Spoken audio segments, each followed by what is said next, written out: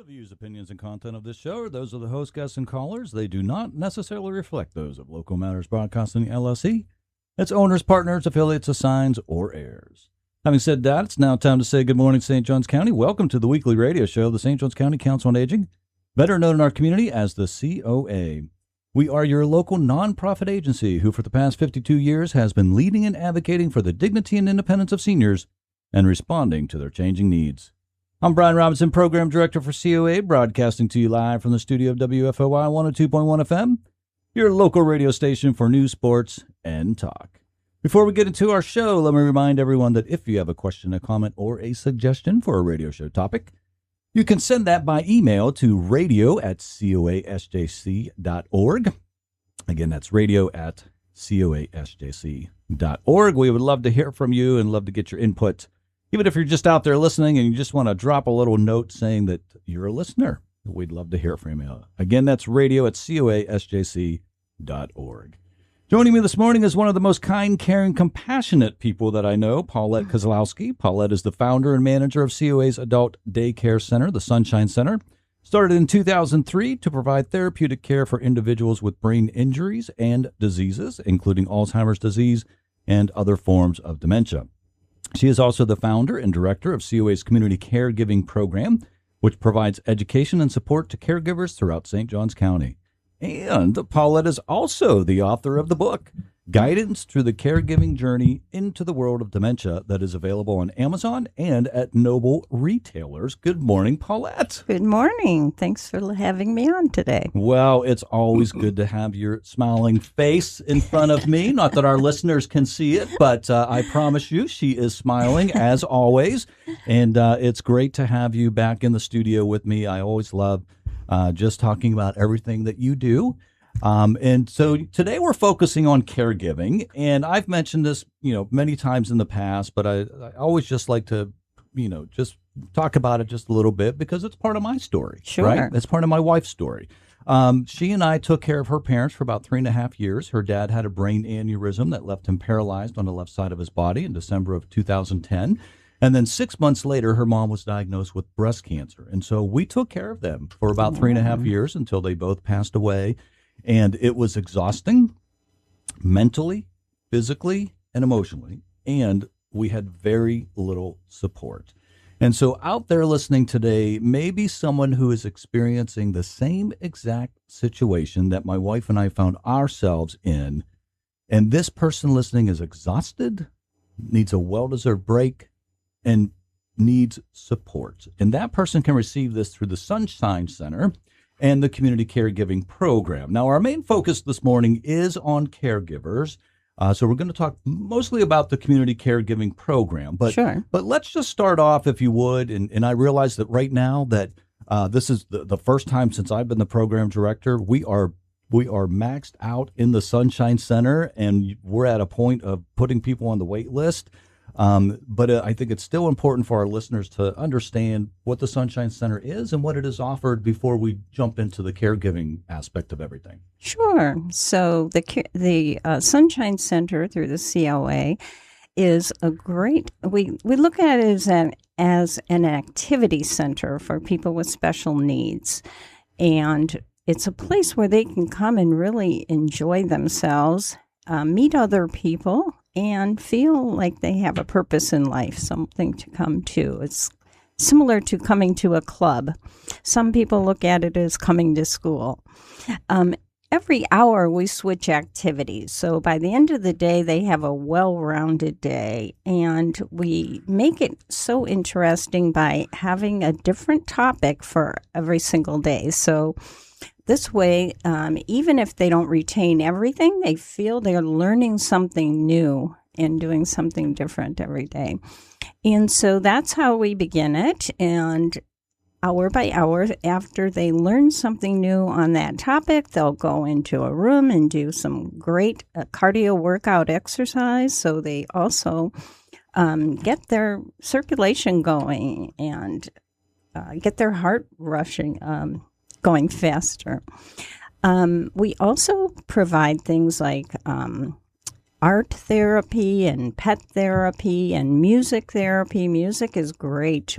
Thank goodness we have such wonderful volunteers. We really do. It's great to have them come in, and Yeah. you mentioned the pet therapy, and every Friday we have Friday. a woman who comes in with, I think it's 4 of her dogs, and she Yeah. always dresses them up for whatever's Differently. going on, right? So when it's football season, she's always dressing them up. I think if the Jaguars had won the previous Sunday or something, they're in Jaguar outfits, or depending on what holiday it is. So it's so cute, and the center participants, they just enjoy that. Oh, they sure do. They get so much out of it. And our musicians for music therapy, we have guitar players and singers and keyboard players. And thank goodness for everybody, really. It just makes their whole day so wonderful and enjoyable, as well as for the staff and myself, too. The Sunshine Center is open from 8 a.m. to 4 p.m. Monday through Friday. As Brian mentioned, we are full to capacity right now, but we are putting people on the wait list. As people leave, maybe the snowbirds going back up north or other people being in an assisted living may move out. So we don't want to discourage people from getting on our wait list. But yeah, it's a win-win for the participant that comes as well as for the caregiver, because the caregiver knows that this is one place where they can depend on. We will be open on those days if it's not a major holiday or a major weather problem happening. Unlike sometimes with home care, you have somebody all of a sudden canceling with you at the last moment. So it's a good place for that. It gives you, like I said, a longer time.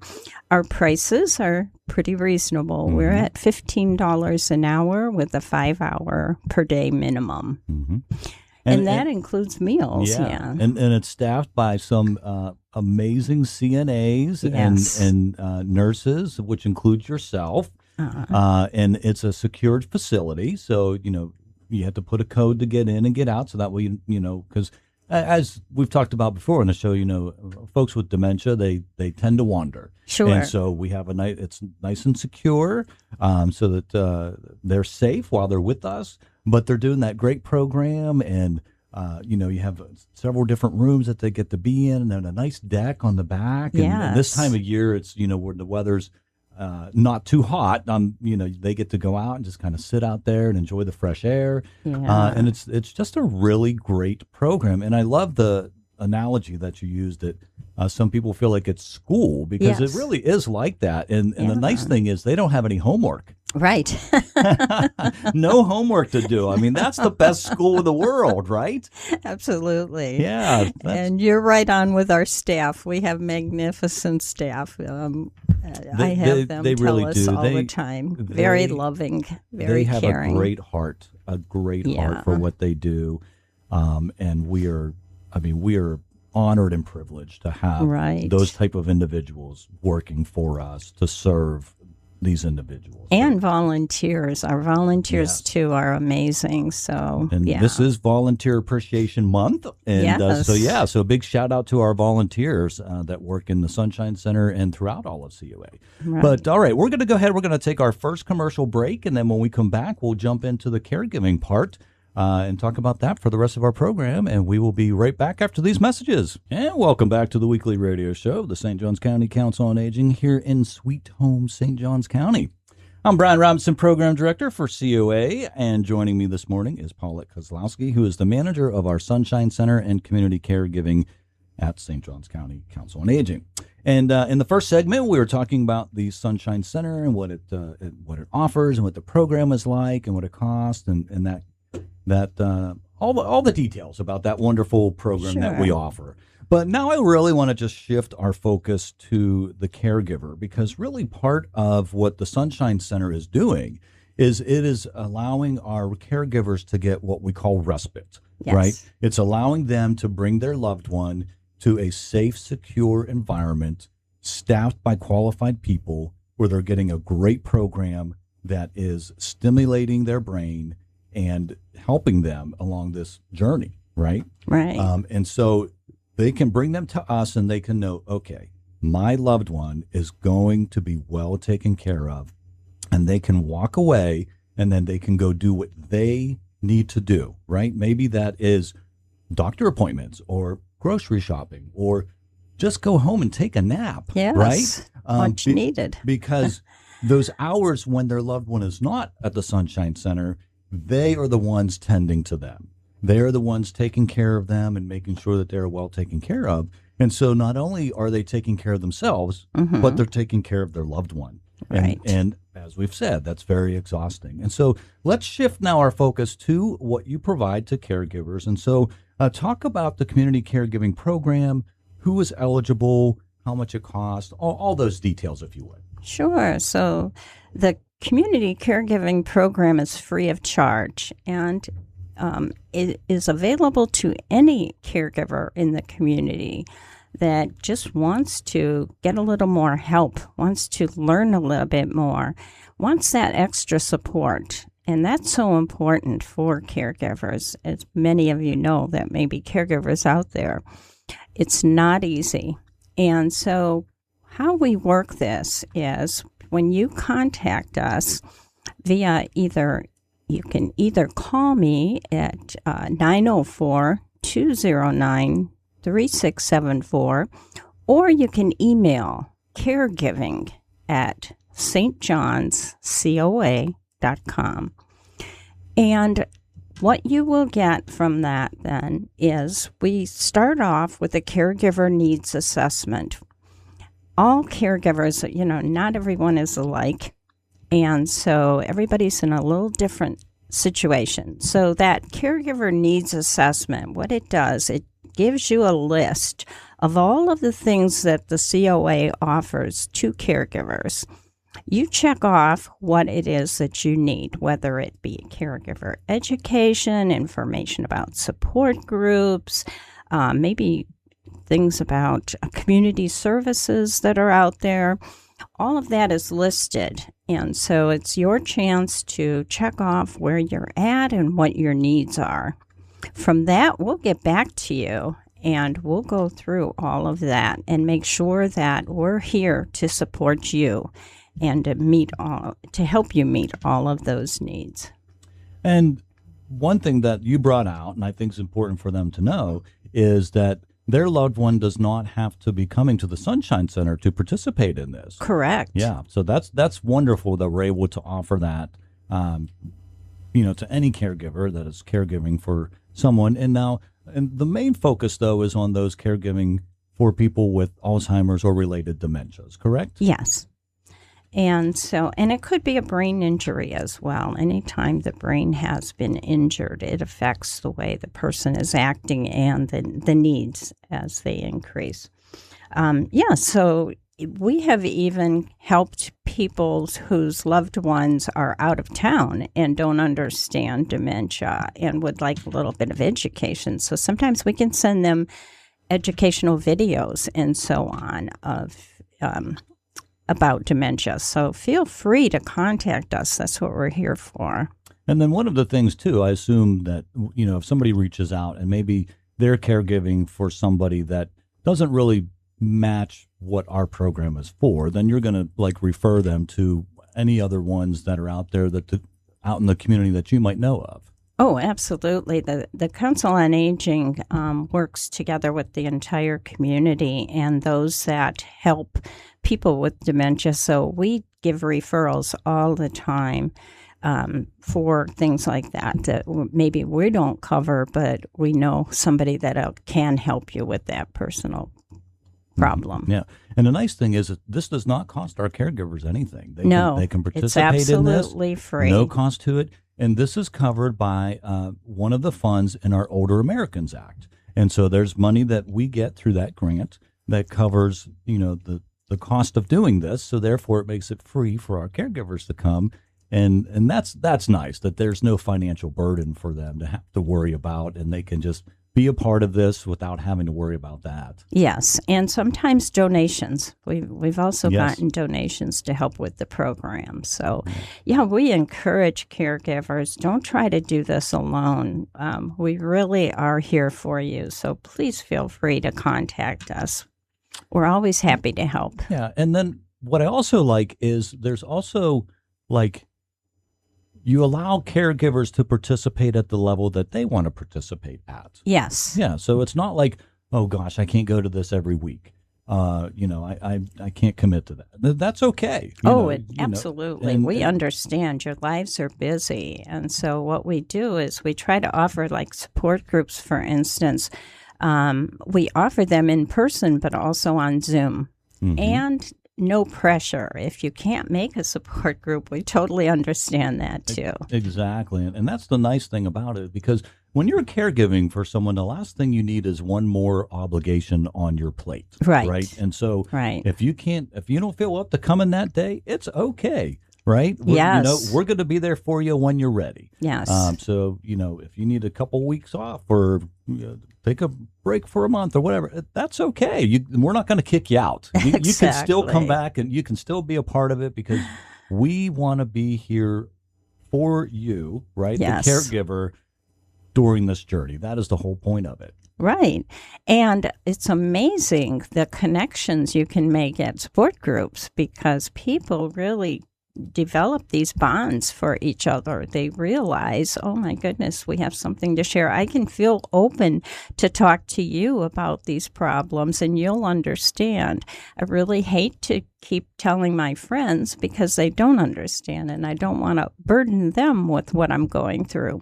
So those bonds are just amazing and so important too, to feel that you have close friends. Yeah, and what I really appreciate is some of your caregivers that have been in the program for a while. Yes. They kind of become mentors for the new caregivers that get into the program, don't they? Oh, absolutely.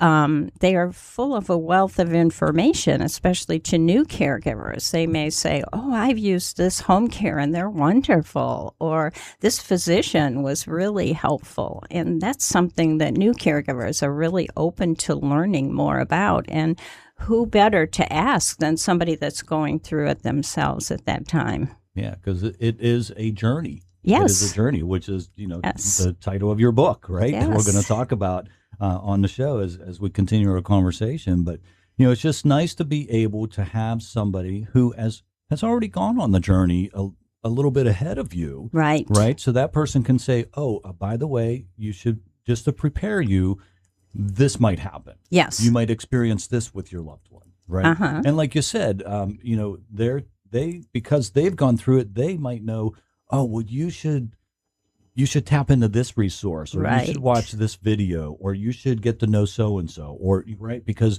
they've gone through the journey and they've made those connections, and now they're telling the new caregivers, hey, this is what your journey is going to look like, at least up to the point where I'm at, right? Yes. And then you've been doing this long enough that you can help, like, what the rest of that journey is going to look like. So it's really just a great team effort between what you do and those seasoned caregivers, if we can refer to them that way, to help that new caregiver in the journey. Right. We also have public speakers come in sometimes to at the beginning of our support groups, so that you can meet in person an owner, for instance, of a home care agency or any other person that is able to help you in any way. Okay, that music means it's time for our next commercial break. We'll be right back to continue our discussion right after this. Well, when you hear the Ramones, you're listening to the weekly radio show of the St. Johns County Council on Aging here on WFOY 102.1 FM,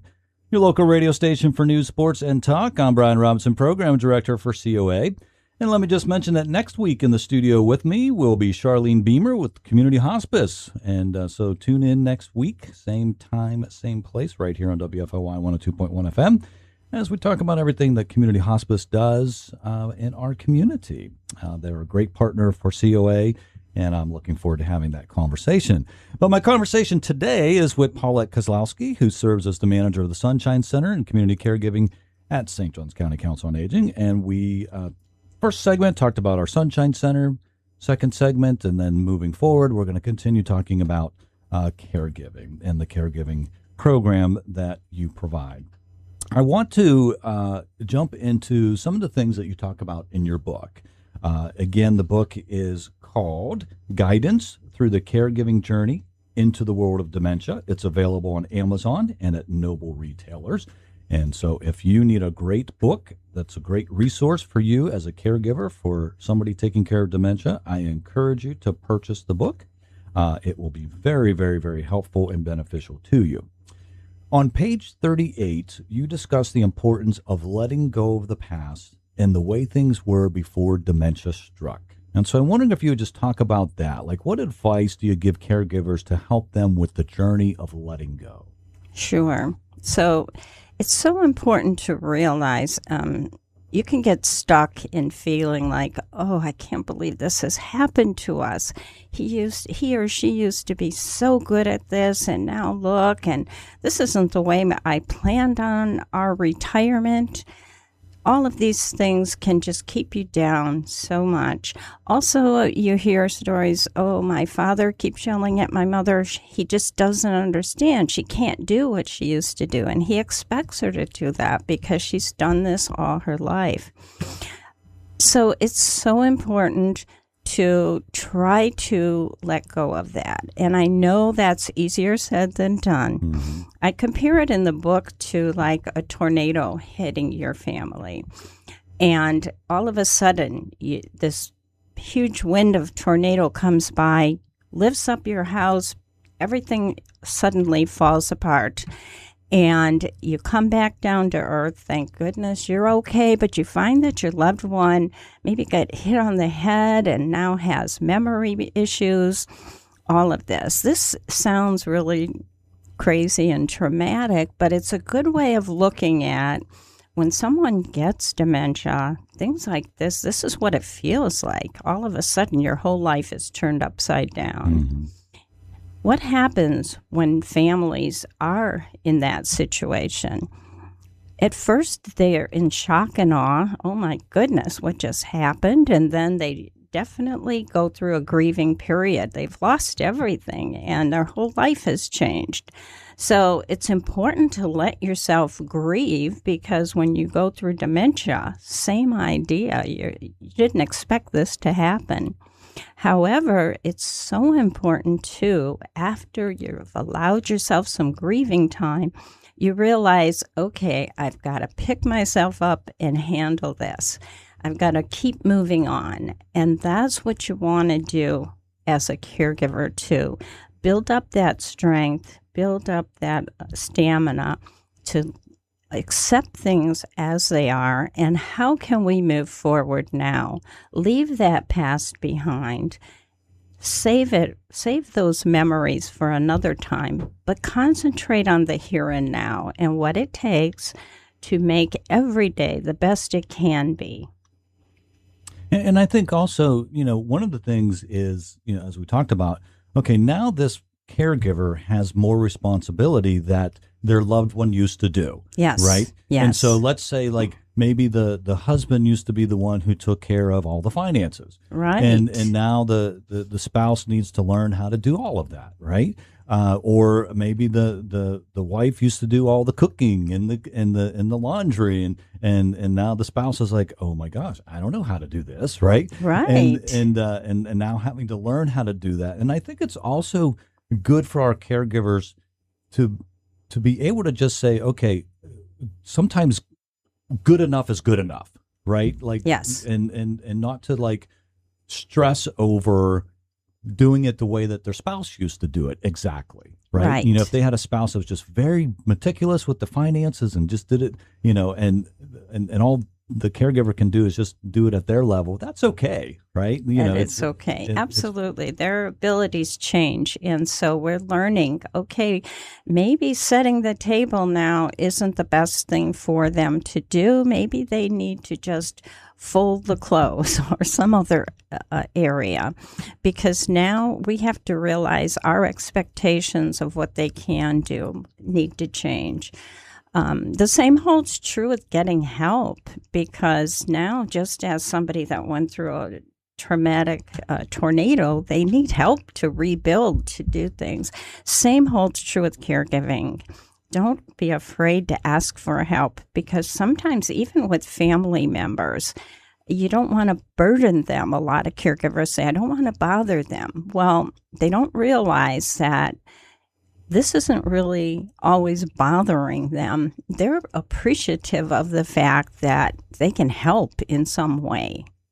So don't be afraid to reach out and help. And think of us, the COA, as your SOS also. Come to us because we can help you get that help if you cannot find it.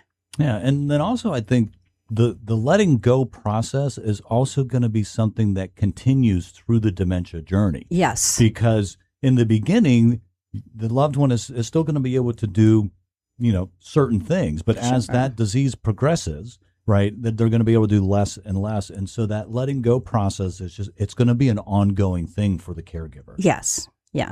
And so it's always looking at what can they do now? Always focusing on the here and now versus looking back at the past all the time or worried about the future.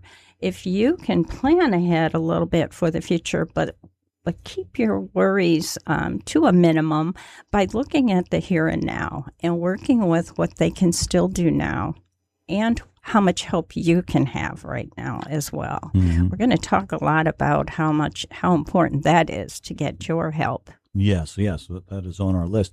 So let me dive into this next question as well, because another thing that caregivers need to realize is that it's not just going to be a cognitive affecting their loved one cognitively. They're also going to start to see some things physically. And so one of the things you say on pages 72 and 73 is you talk about the effect dementia can have on someone's vision. Someone with dementia can lose peripheral vision as well as three-dimensional vision, and they can develop mind blindness. So we just have about a minute before our next commercial break. So just talk a little bit about what that means.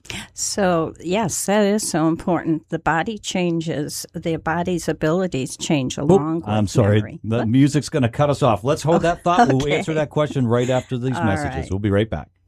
And welcome back to the weekly radio show of the St. Johns County Council on Aging here on WFOY 102.1 FM, your local radio station for news, sports, and talk. I'm Brian Robson, Program Director for COA. Joined this morning by Paulette Kozlowski, Manager of Sunshine Center and Community Caregiving at St. Johns County Council on Aging. And prior to the commercial break, you were getting in to answer my question about, some of the physical things that go on as well. And we were talking about how someone with dementia can lose peripheral vision as well as three-dimensional vision, and they can develop what's called mind blindness. And so just kind of talk a little bit about that and maybe some of the other things that caregivers can expect. Sure. So vision isn't something that you often hear about, that it's affected by dementia. But actually, this does happen where the peripheral vision usually starts out. And with that, if you come behind somebody and are fairly quiet, you may startle them because they do not see well on the sides of them. And then three-dimensional, they can't see how close somebody is, or if they're if they're still driving, that can be a real barrier there because they can't tell how far that car is or far or close to them. This often happens even if they're a passenger. They may start to tell the driver, don't follow so close, or things of that nature. They really can't see that three dimensions. But the other fascinating part about three dimensions is watching television. When you can't see in three dimensions, sometimes those people on television seem to be in the same room with them. And so if they start to act frightened or confused and you have the TV going, kind of look at what was on that television screen. It may be something that frightened them. Mind blindness comes much later in the disease process, but with mind blindness, what you might notice it if they pick up a fork and start to comb their hair with it. The mind is no longer telling them. They see the object, but they don't exactly know what that object is for. Or you may ask them to bring you a cup, and they may bring you a spoon instead. Another example of mind blindness. Yeah, and so the It's as if the neurons are being affected to what they're connected to, right? So Yes. like typically you say get a cup, the neurons are connected to, oh, that's a cup. But the dementia is now affecting those neurons, and And it can also be a receptive aphasia, too, where what they're hearing is not making sense to them. So yeah. a lot of times gestures, too, if they see you asking for something and pointing to it, they may pick up on that. And so a lot of it can be, in both ways, affect the brain. Yeah. All right. Well, we got about 5.5 minutes left. And let's now talk about something that you mentioned on page 115 of your book, and that is about the importance of me time for the caregiver. So talk about why this is so vitally important. Yeah. So again, caregivers, you probably hear that all the time. Take care of yourselves, how important that is. But it truly is. Your body is just not made to do the work of two people. And in caregiving, at least 24/7. In caregiving, this is what happens, especially as the person's disease progresses. So you need to give yourself certain days off, and that it may not be a whole day off. You may have even 4 to 5 hours that day off, but at least you know that's your day off. So it's good to make sure it's the same days every week if possible. For instance, okay, Tuesday and Thursday are my days off. So what this allows you to do too is make your appointments. If you need to take care of yourself, and you certainly do, you know that if you need to make a doctor or a dentist appointment, Tuesday or Thursday you might ask for, because you know those are your days off. It just gives your brain and your body that sense of me time. This is my time to relax, or this is my time to take care of myself. Mm-hmm. And the challenging thing too is, a lot of times, most of the time we think of somebody with dementia, we're thinking somebody who has reached retirement age, right? Which means that their spouse is also probably retired. But that doesn't always end up being the case where the spouse is the caregiver. Sometimes it's the child, yes, the adult child who is taking care of their parent, and that adult, right, the adult child still has a job, right? And so they're trying to juggle their full-time job. In our case, we were still raising our children. Yes. Right? And the so sandwich generation, we call it. And so that when you fall into that category, finding that me time is very, very challenging. Very difficult to find it. Yeah. And that's where it's so important to make sure you have backup help. And so that's where you might need to hire a home care person to come on those certain days, or the adult daycare, for instance. We also have a memory enhancement program available for people in early stages that aren't ready that feel like, I don't want a babysitter. I don't want someone to come and take care of me. So there's a lot of ways of getting help, and that's what we're all about too, to help you get that help you need so that you have your me time off. And it's also important to make sure that when you have this time off, you put some joy back into your life. So it's so important to schedule something that you enjoy, because life without enjoyment leads to depression. Mm-hmm. It's so important to recharge and find those things that bring you joy. Yeah, very important. And so that me time is very important. Just like you said, I mean, when you get it, right? Yes. And enjoy it. Yes. Right. So maybe that's like whatever that is for you. Maybe that's just a walk at the beach. Maybe that's a long bath. Maybe that's a nice hot shower. Maybe that's eating at your favorite restaurant or whatever. Like it's or watching your favorite comedy show, like whatever, right? There's like know what brings you enjoyment. And so it's about tapping into that, even if it's just 30 minutes of the day. Yes. Right? That's your time to just kind of enjoy something and just recharge so that you can continue doing what you're doing. Yes. Yeah. But then also just remembering tap into those resources, tap into this caregiving support program that you offer, right? And get that support. And the nice thing is you offer it online. So some people might not be able to come to the in-person, so they can attend that and still get that, that time with other caregivers and that support, and give them the opportunity to kind of really, just kind of vent. Right. Yes. Sometimes it's just about letting it out, letting it out and venting and being around people who are dealing with the same thing, so they understand what you mean. Right.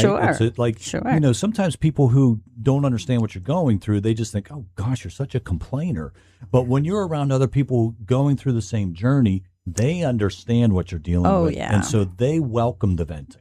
And it's so important to vent. It's so important to let it out and not hold it inside. When you hold all those negative feelings, all that anxiety inside, it builds up on your own health and makes your health go downhill. We don't want that to happen. We want you to let it out, and we want you to realize that there's still a lot of joy in life, no matter what struggles life throws at you. Absolutely.